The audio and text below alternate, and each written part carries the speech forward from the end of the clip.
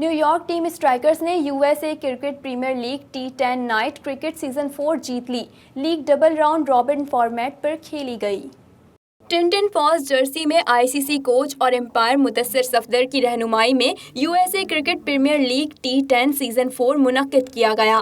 Season 4 کے matches 12 ہفتوں تک جاری رہے، جس میں 9 ٹیموں نے حصہ لیا۔ League double round robin format کے مطابق کھیلی گئی۔ نیو جرسی ایوو، 9X اور نیو یارک اسٹرائکرز نے فائنل میں جگہ بنائی۔ میگا فائنل سے پہلے منتخب ٹیموں اور میچ کے عہدیداروں نے کووڈ-19 سے متاثرہ افراد کے لیے 1 منٹ کی خاموشی اختیار کی، جس کے بعد امریکہ کا قومی ترانہ پڑھا گیا۔ چیف آرگنائزر مدثر صفدر نے کھلاڑیوں کے لیے نیک تمناؤں کا اظہار کیا۔ اسٹرائکرز کے کپتان عرفان ملک نے ٹاس جیت کر بالنگ کا فیصلہ کیا۔ حریف ٹیم مقررہ 10 اوورز میں 67 رنز بنا پائی، جس کے بعد نیو یارک اسٹرائکرز نے بلہ سنبھالا۔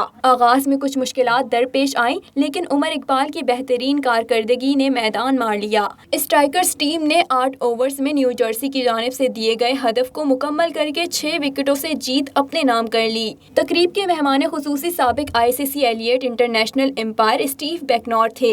اسٹرائکر اوپنرز بلے باز عمر اقبال میچ کے MVP قرار پائے۔